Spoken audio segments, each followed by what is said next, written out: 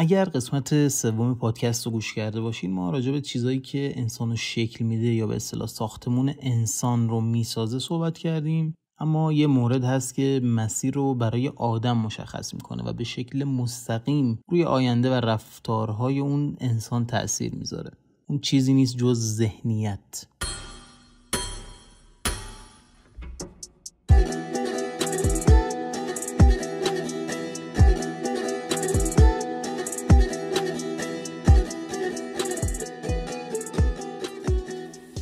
سلام، خوش اومدید به اپیزود 7 پادکست کوره. توی این اپیزود ما میخوایم راجع به مایندست یا نگرش یا در واقع ذهنیت صحبت کنیم.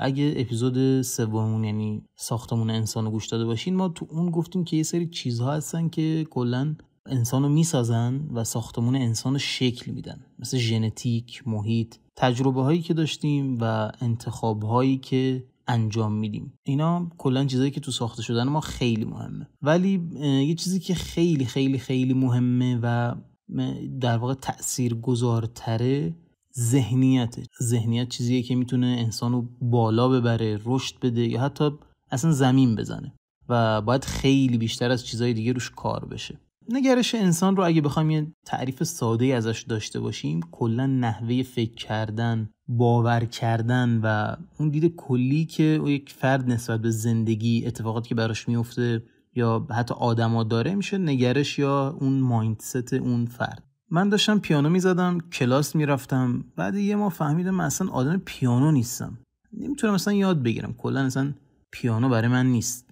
من الان 4 ماه حدوداً دارم پیانو کار میکنم و هنوز خیلی جا از اصلا ریتم خارج میشم، خیلی اشتباه میکنم چون حس میکنم اصلا خیلی سخته، ولی خب چون دوست دارم همینجور ادامه میدم، فکر کنم بهتر بشم دیگه. حالا باید بیشتر تمرین کنم.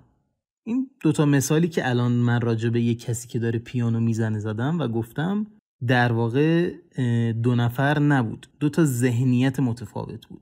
یکی خب همونجور که دیدین اولش خیلی بی‌حوصله بود و بی انگیزه بود و ناامید بود، شاید هم کمی مثلا عجول بود. ولی دومی از یه آدم صبور میاد، آدمی که پشت کار داره، کمی روحیاتش بهتره. اگه دقت کرده باشین، کلا ذهنیت چیزیه که اصلا تأثیرگذار بودن رو خیلی خیلی خیلی نشون میده توی زندگیمون، یعنی تأثیرگذاری خودمون روی زندگی بقیه و افراد، اتفاقات و چیزهای دیگه‌ای که تو زندگیمون میافتن تأثیر مستقیمی روی ذهنیتمون دارن. یعنی کلا اتفاقاتی که برای افراد میفته توی زندگیشون، اولین تأثیری که روشون میذاره ذهنیتشونه، برای آیندهشونه، برای تصمیماتی که قرار بگیرن. اگه دقت کرده باشین، من الان وقتی اون افراد رو مثلا صحبت کردم، یه سری صفت‌های رو برای اون استفاده کردم که خب صفت‌های مختلفی بود، ناامید و عجول و اینجور چیزا بود که این چیزا رو من بهشون نسبت دادم. این کلا کاریه که افراد مختلف انجام میدن که هم نسبت به خودشون یا اطرافیانشون اصلا اینا رو دارن و چیزی که باعث میشه این اتفاق توی این شخصیت و این آدم ها بیفته ذهنیتشونه. چرا؟ چون یه خروجی رو از تو میبینن یا کاری که تو میکنی رو میبینن و یک تصمیمی توی ذهنشون در رابطه با تو میگیرن و این تصمیمه که توی رفتارهاشون توی آینده با تو تأثیر داره و رفتارهای خودشون با خودشون، تصمیماتی که قراره به نسبت تو بگیرن، پیشنهادایی که قراره نسبت به تو به بقیه بدن یا کارهایی که با تو انجام بدن، همه اینا تأثیرگذاره به نسبت اینکه کاری که تو میکنی. یه موقع اگر تو یه کار زشتی جلوی طرف کنی، این ذهنیت تو سرش ساخته میشه که آقا این طرف اصلا آدمیه که کلا مثلا آقا بد دهنه، حرفای بد میزنه یا کارهای بدی میکنه یا اصلا نمیتونی بهش اعتماد کنی. تعریف ذهنیت 2 حالت خیلی مهم اتفاق میفته که اصلا اینا رو تعریف کردن. اولیش ذهنیت ثابت یا فیکسد مایندست. افرادی که ذهنیت ثابت دارن اصولا این سری جملاتی رو به کار میبرن یا یه سری شباهت‌هایی توی شخصیتشون با هم دیگه دارن. مثلا میگن آقا من به هر حال این مدلیم، نمیشه که عوضش کنم. یا مثلا میگه کلا من این کار بهم نمیاد، اصلا من این کاره نیستم. یا مثلا اگه همین حرکت رو ادامه بدم، تلاش عجیبی نکنم یا مثلا خودم رو تو درد سر نندازم، مثلا شکست نمیخورم که بعداً بخوام مثلا راجبش ناراحت شم و هرس بخورم و حسرت بخورم. و اصولا چیزای جدید رو کمتر امتحان میکنن. کلا آدمایی که ذهنیت ثابت دارن ریسک پذیریشون کمتره و ریسک پذیری کمتری کلا توی زندگیشون دارن و از کارهایی که مثلا پرپیچ و خم و پر دردسره کمتر سراغشون میرن و کمتر انتخابشون میکنن. حتی اگه اون را مثلا بگی آقا باعث پیشرفتشون بشه و یه چیزای بیشتری تو زندگی تو آیندهشون بهشون بده، ولی خب وقتی طرف میگه من آقا من اوکی ام دیگه، حالا چرا باید عوض کنم، چرا باید برم دنبال فلان چیز، در صورتی که ممکنه اون راهی که خودش داره میره زیاد چیز تضمین شده ای نباشه، اصلا توی آینده خروجی خوبی نداشته باشه، ولی چون الان طرف حس میکنه که توی یک نقطه امنیه زیاد سعی نمیکنه از اون نقطه امنش بیاد بیرون و به اصطلاح تلاش خاصی نمیکنه، بیشتر آدم حس میکنه که آدم ثبات داریه، به خاطر همین ذهنیتش ثابته. البته اینم بگم که کلا کسایی که ذهنیت ثابت دارن منظور این نیست که همه آدما حالا باید ریسک پذیر باشن، همه باید یه کارهای عجیبی بکنن، همه باید آقا تصمیم سخت رو بگیرن، نه صرفا اینجوری نیست.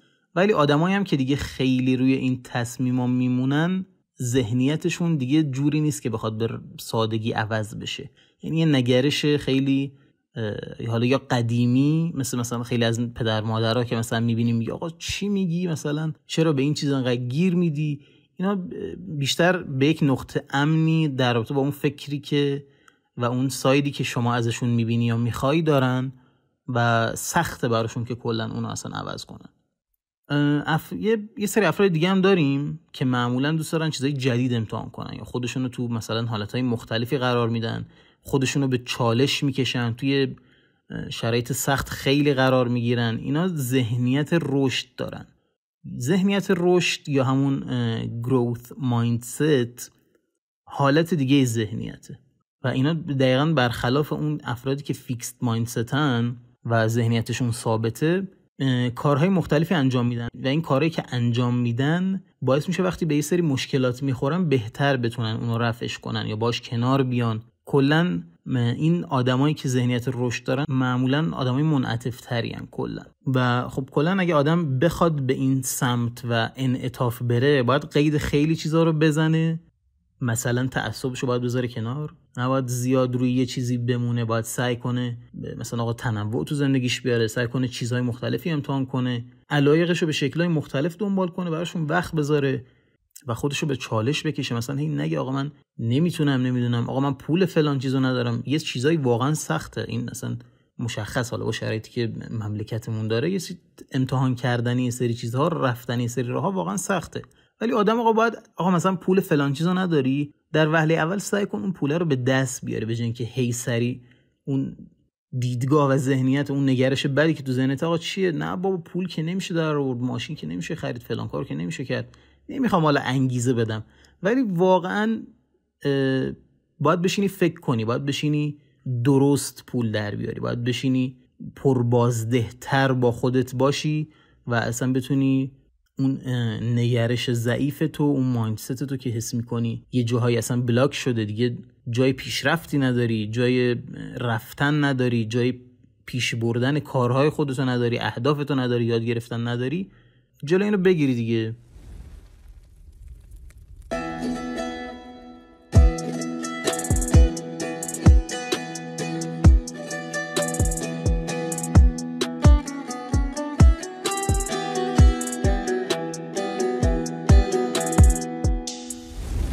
و خب حالا چرا اصلا کلا به اینا میگن ذهنیت رشد؟ چون وقتی که ما یه سری تصمیماتی میگیریم که از نقطه امنمون خارج تره، معمولا چیزهایی که ما رو توی یه مسیر بهتری به نسبت مسیری که درش هستیم قرار میده.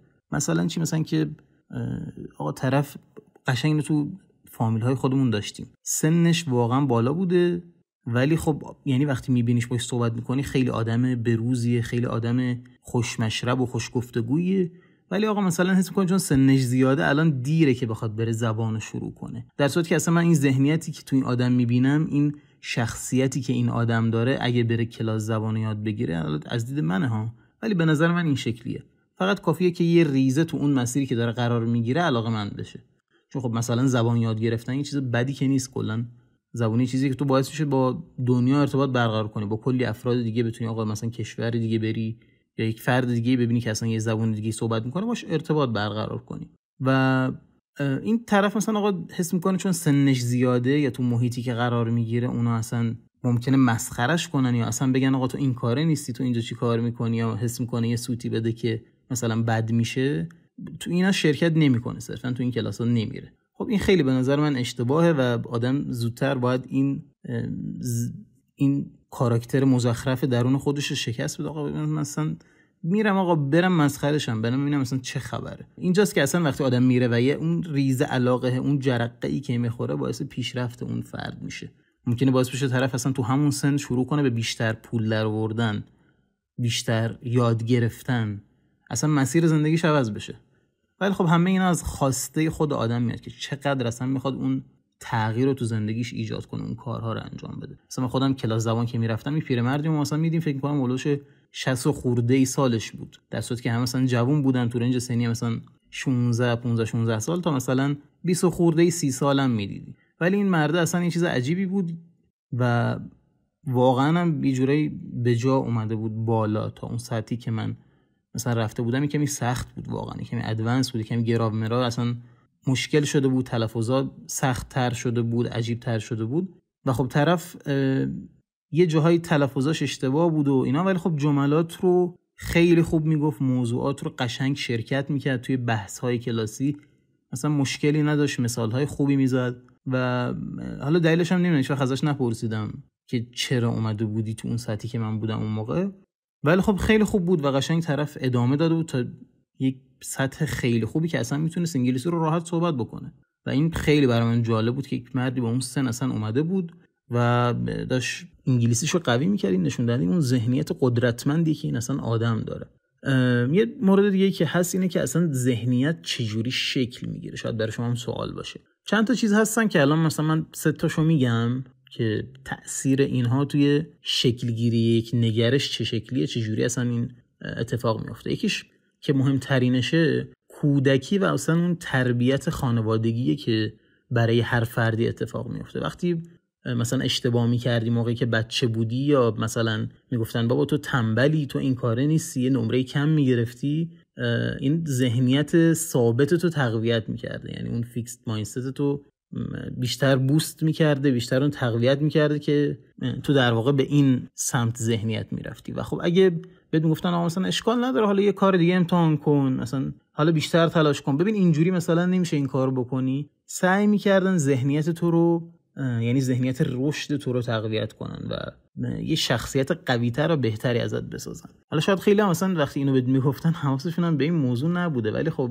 کلا حمایت کردن از کسایی که سنشون پایین‌تره چیز خیلی خوبی. همیشه هم دیدین که خیلی جا میگن آقا اصلا میگن خیلی جا اصلا شنیدین شاید که آقا جوونا رو حمایت کنین یا کمکی بهشون بکنین، اینجور چیزا دیگه. این چیزی که ذهنیتتون رو رشد میده. یا مثلا شاید تو مدرسه آقا یه نمره پایینی گرفتین، حالا ناظم یا اون معلمه در اومده موقعی که کارنامه رو میدی خاک تو سرت این چیه گرفتی، مثلا بیشتر بخون، حواست کجاست فلان. اونجا اصلا کلا تو رو کوچیک میکنن. اینجا آدم یه سری گاردها به خودش میگیره که آقا من مثلا فلان کارو میکنم، ذهنیت تو بسته تر میکنه، کلا اجازه رشد بهت نمیده. و مورد بعدی که مثلا هست تجربه‌ای که تو زندگیمون از مثلا موفقیت‌ها و شکست‌هایی که مثلا داشتیم، مثلا این نفری که شکست میخوره و شکست‌ها شدید بوده و بارها مثلا سرزنش شده، این خب خیلی سخته که ذهنیت رشد داشته باشه. برخلاف اون مثلا یعنی برعکسش یکی که مثلا 1000 بار شکست خورده باز تلاش کرد، گفت آقا من باز حالا میرم دیگه، حالا میریم ببینیم چی میشه دیگه، ما این همه سال این کارو کردیم الانم میکنیم ببینیم به چیزی میرسه یا نمیرسه.